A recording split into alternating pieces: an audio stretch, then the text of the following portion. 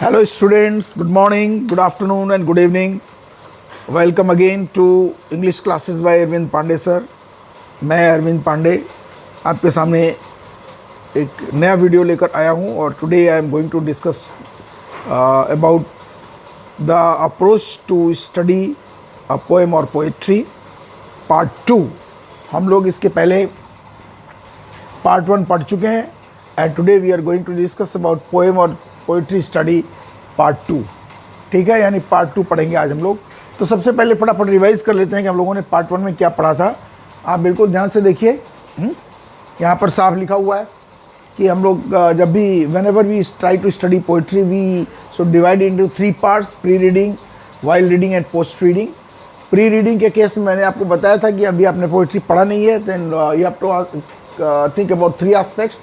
Title, right, title पढ़ने से आपको कुछ समझ में आएगा कि what might be the subject.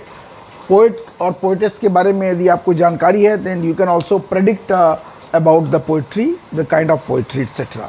और यदि नहीं पता है तो आपको थोड़ा पढ़ना पड़ेगा उसके बारे में. ये इसके बारे में मैंने पूरा डिस्कस कर चुका है.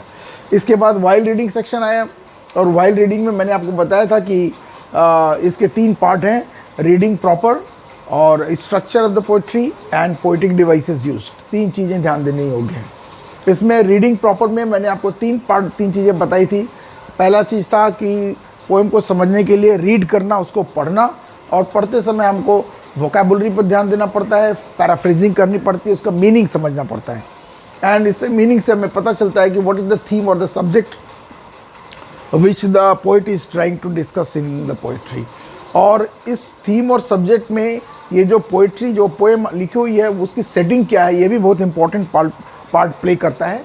और इसमें सेटिंग में बेसिकली 3 चीज़ें हम लोग ध्यान देते हैं कि what is the place, what is the time and what is the environment. और ये प्लेस, टाइम और एनवायरनमेंट, ये प्लेस कहाँ हो सकता है, मैंने आपको बताया था. नेचुरल सेटिंग हो सकता है, आर्टिफिशियल सेटिंग हो सकता है, इमेजिनरी सेटिंग हो सकता है, और प्लेस हो सकता है. टाइम कभी भी हो सकता है, day, night, mid hour, midnight, early in the morning etcetera.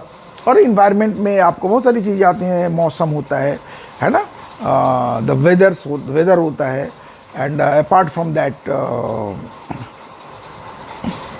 Temperature होता है. ये सारी चीज़ें भी हम ध्यान में देख सकते हैं. So these are the things that we have already discussed. And today we are going to discuss mostly basically about the structure of the poetry, and this also forms an important part in the analysis of poetry. किसी भी poem या poetry के analysis के लिए structure एक important part है, और हम लोग, मैं चाहूँगा कि इसको आप बड़े ध्यान से देखिए. ठीक है, so I am going to discuss about the structure of the poetry.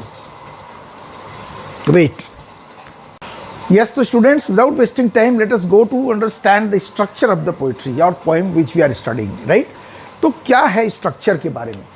Let us right here structure of the poetry. किसी भी पोइट्री का जो स्ट्रक्चर होता है, structure is defined by what. किसी भी पोइट्री का स्ट्रक्चर 3 चीजों से डिफाइन हो सकता है. You consider 3 things about the structure of a poetry. 1, 2 and 3. 1 is about the kind of stanza into which the poetry has been divided. Stanzas, यानी ये देखना जरूरी है कि ये किस तरह की स्टैंजास में डिवाइडेड है. यानी इससे पता चलता है कि there may be different kinds of stanzas, right. So whether the poetry or the poem has been divided into stanzas or not, or if it has been divided then what kind of stanza it is, right. क्योंकि कभी कभी हम लोग देखें कि in some poetry or poems we find that the poem is being divided into, has been divided into certain number of stanzas, and in some poetry one stanza is of 2 lines and the other stanza may be of 4 lines, or in some poetry the whole stanza, different stanzas have same number of lines. So this we have to consider. तो हम लोग इसके बारे में समझेंगे. The second important thing is that कि whatever subject the poet is trying to discuss in his poem or poetry, how he has discussed, what is the style, what is the form and style into which he has tried to mold his poetry. किस form में? So that is called form or style. form or style. What is the form or the style of the, अब ये form और style के बारे में क्या जानना है, we will study about that. And third important thing is that कि we must know the sound pattern, यानी कि what is the sound pattern, because it is an important, it plays an important part in any poem और poetry. Rhythm is very important and rhythm is decided by sound pattern. तो ये तीन चीज़ें याद रखना बहुत जरूरी है इसके बारे में कि in what kind of stanzas are there, what is the form or style into which the subject of the matter has been molded in the poetry, and what is the sound pattern. ये तीनों चीज के बारे में हम लोग पढ़ेंगे.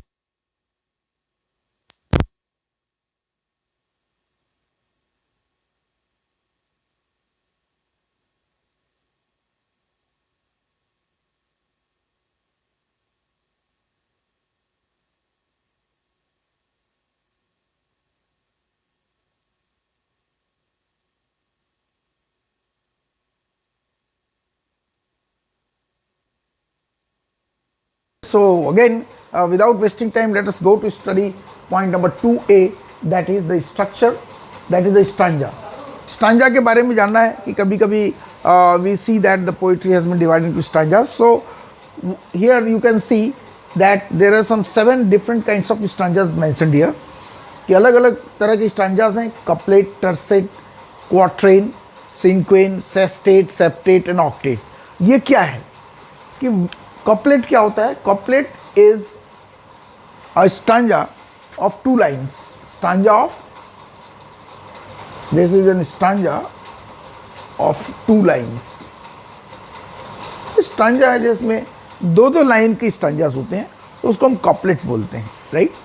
टर्सेट, tercet is stanza of 3 lines, right. तो 3 लाइन्स की स्टांजा बनेंगे तो उनको टर्सेट बोलेंगे. Quatrain is stanza of 4 lines each. Quatrain. Cinquain is stanza of 5 lines. Sestet is stanza of 6 lines. Septet are stanzas of 7 lines. An octet stanza of 8 lines each. Right. तो जब आप देखिए किसी poem या poetry में stanza 4 line की हैं तो हम उसको बोलेंगे वो क्वाट्रेन में डिवाइडेड है. Stanza divided, stanza kind of stanza that has been used is a quatrain. यदि वो 6 लाइन है तो वो है सेस्टेट. 7 लाइन्स है तो वो है सेप्टेट. 8 लाइन स्टांजा है तो वो है ऑक्टेट. 3 लाइन स्टांजा है तो टर्सेट. इसको याद कैसे करेंगे? बहुत ही आसान है, थोड़ा सा दिमाग लगाएंगे तो याद हो जाएगा. साइंस के स्टूडेंट को आसानी से याद हो सकता है, राइट. लेकिन फिर भी लिटरेचर के स्टूडेंट भी इसको याद कर सकते हैं. कपलेट मतलब दोहा होता है. कपल, कपल माने 2 होता है, आपको पता है. तो कपलेट से 2 लाइन स्टांजा हो गया. टर्सेट 3 से टी से स्टार्ट होता है और टर्सेट भी 3 से स्टार्ट होता है. टर, so this is stanza of 3 lines. Quatrain, yes, quatrain ये आपको याद करना पड़ेगा. ये क्वाट्रेन 4 लाइन्स है. सिनक्वेन, CIN, सिनक्वेन, ये 5 लाइन स्टांजा है. अब ये देखिए 6 और 7 दोनों एस से शुरू होता है, इसलिए 6 को सेस बोला है, 6 लाइन को सेस्टेट बोला है. 6 की जगह सेस हो गया, सेस्टेट, इसमें भी टेट लगा हुआ है. और 7 को सेप्टेट बोला, सप्त, सप्तर्षि, सेप्ट 7, राइट. सो देयरफॉर 7 लाइन्स के लिए हम सेप्टेट बोल सकते हैं.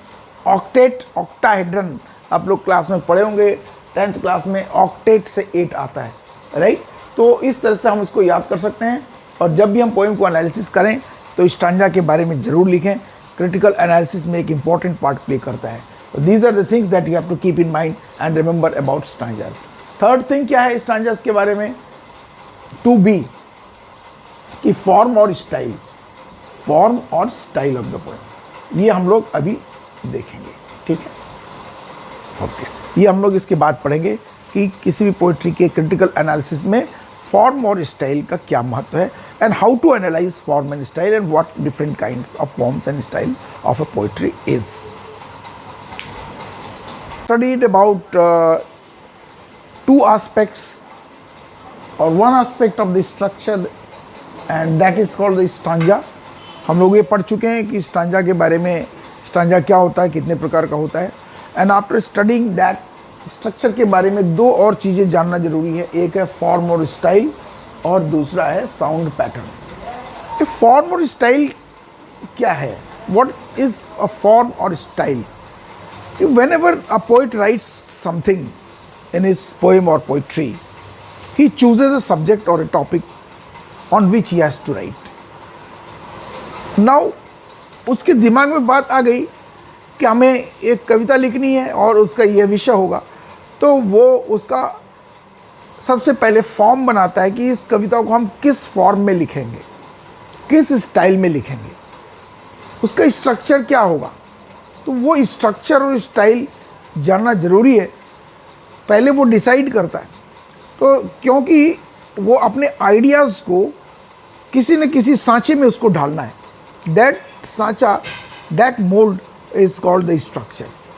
क्योंकि यदि स्ट्रक्चर अच्छा नहीं होगा तो कविता पढ़ने में अच्छी नहीं लगेगी, it will difficult to read, and जो पाठक जो है, जो रीडर्स हैं, दे विल गेट डिस्ट्रैक्टेड। तो रीडर को के लिए मोर इफेक्टिव बनाने के लिए उसका स्ट्रक्चर बहुत ज़रूरी है, और उस स्ट्रक्चर में मैंने आपको स्टांजास के बारे में बताया कि वो कौन सा स्टांजा चूज़ करता है, वो उसके ऊपर डिपेंड करता है। कभी कभी मिक्सचर ऑफ स्टांजास भी वो यूज़ करता है। फॉर्म और स्टाइल क्या होता है ये भी वो डिसाइड करता है। What is that?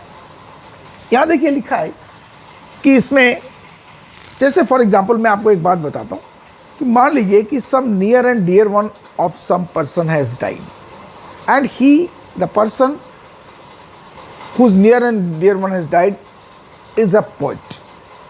Now he wants to write something about his friend or near and dear one after his death.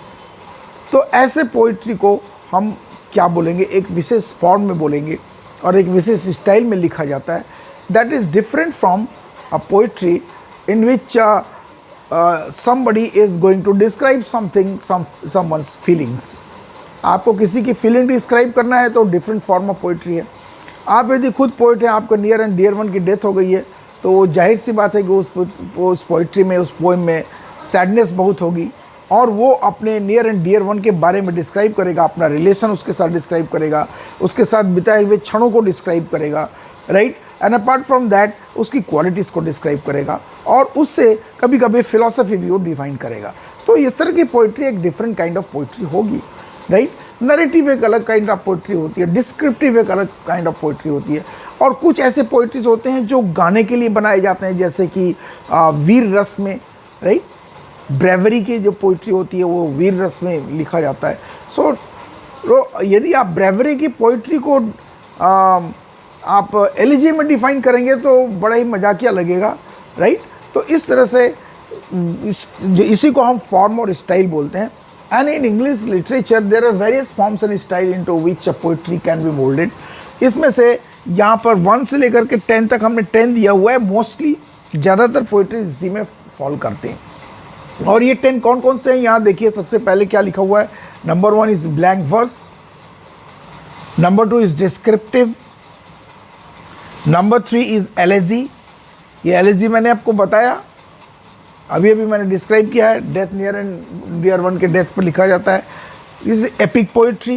ये epic poetry is very important. आप ज़्यादातर देखे हैं कि when you read a poetry like Paradise Lost by John Milton, it's an epic poetry. इसको महाकाव्य बोलते हैं।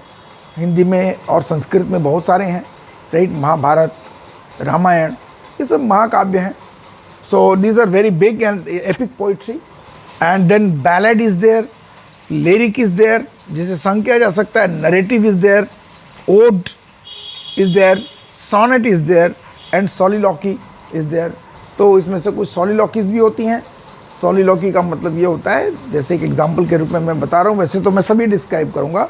सॉलिलॉक्वी का मतलब खुद से बात करना, sitting by oneself and talking to oneself, right? So that is called soliloquy. So apart from this form and style, ये भी इंपॉर्टेंट चीज़ है। जब भी आप पढ़िए कोई पोइट्री तो ये डिफाइन करिए कि इसमें से किस में फॉल करता है। इसके लिए इन सभी के बारे में, सभी के फीचर्स को जानना जरूरी है, ताकि हम उसको मैच कर सकें कि जो पोइट्री हम पढ़ रहे हैं वो इसमें से किसको मैच करती है। तो ये हमें ध्यान में भी रखना पड़ेगा, है ना? तो हम लोग इसको डिस्क्राइब करेंगे, डिफाइन करेंगे। Second then the last point in the structure that is to be considered is the sound pattern. Sound pattern में दो चीजें आती हैं, राइम और rhythm. Rhyme and rhythm. Rhyme का मतलब होता है it's repetition of sound, repetition of. Rhyme का मतलब होता है रेपिटेशन ऑफ साउंड। और रिदम का मतलब होता है the music that develops due to rhythm, that develops due to rhythm, due to rhyme. Rhyme की वजह से जो म्यूजिक डेवलप होता है that is called rhythm, right? तो बेसिकली ये राइम और रिदम, राइम से रिदम रिजल्ट करता है। और ज़्यादातर पोइट्री में मोस्टली एंड राइमिंग होती है। क्या होती है? Mostly and rhyme, and rhyme. यानी ज़्यादातर पोइट्री के जो लाइन के जो एंड में होती है वो राइम करती है। और ये राइमिंग का एक अलग अलग पैटर्न होता है। ये पैटर्न क्या होता है? राइमिंग पैटर्न, जिसको हम राइमिंग पैटर्न होते हैं। इसमें कभी कभी क्या होता है, फर्स्ट और थर्ड लाइन राइम करती है, थर्ड सेवंथ, ऐसे ही अल्टरनेट लाइंस। या और कभी कभी ऐसा होता है कि पहली दूसरी राइम कर रही है, फिर तीसरी चौथी राइम कर रही है, फिर पहली दूसरी राइम कर रही है, इस तरह से फिर पांचवी छठवीं राइम कर रही है। ऐसा भी ग्रुपिंग हो सकता है। तो इसके लिए क्या करते हैं कि एक राइमिंग पैटर्न को यदि हम ए बोलें, और ये पहली लाइन की राइमिंग पैटर्न है, फर्स्ट लाइन की, और सेकेंड लाइन की राइमिंग पैटर्न फर्स्ट से नहीं मिल रही है, उसको मैं बी बोलूं, और थर्ड लाइन की राइमिंग पैटर्न इससे मैच कर रही है, तो ये हो गया थर्ड लाइन। और फोर्थ लाइन की राइमिंग पैटर्न इससे मैच कर रही है, ये हो गया फोर्थ लाइन। तो राइमिंग पैटर्न क्या हो गया? A B A B, A B A B. मान लीजिए कि वो क्वाट्रेन है।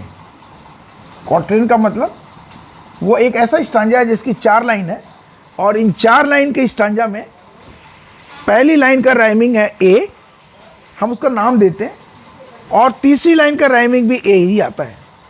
तो पहली और तीसरी लाइन के लिए ए लिखेंगे, और दूसरी और चौथी लाइन जो वो राइम कर रही है एक दूसरे से, तो हम दूसरी और चौथी लाइन के लिए बी लिखेंगे। तो उसका राइमिंग पैटर्न हो जाएगा, इस क्वाट्रेन का राइमिंग पैटर्न हो जाएगा ए बी, राइट? तो इसी तरह से हम राइमिंग पैटर्न डिसाइड करते हैं। और इसमें स्टांजास एक इम्पॉर्टेंट रोल प्ले करता है कि आपको पता है कि स्टांजास कई प्रकार के होते हैं, है ना? और इन स्टांजास के बारे में आप पढ़ भी चुके हैं। तो डिफाइन करना होगा कि 4 लाइन का स्टांजा है तो इस तरह से होगा, 5 लाइन का स्टांजा होगा तो इसमें 5 लेटर्स आएंगे, राइट? ये इंपॉर्टेंट चीज़ जानना है। तो I think students you have studied, you have come to know something about the structure of poetry। तो ये सेकेंड पॉइंट था जो कि पोएम के एनालिसिस के लिए वाइल रीडिंग सेक्शन में इम्पोर्टेंट था। और आपको लगता है कि आज आपने कुछ सीखा है और आपको कुछ नई जानकारी मिली है, तो आप वीडियो को लाइक करना और शेयर करना ना भूलें, और अपने फ्रेंड्स को भी बताएं ताकि उनको भी इसका फ़ायदा हो सके। Thank you very much, keep safe, keep watching.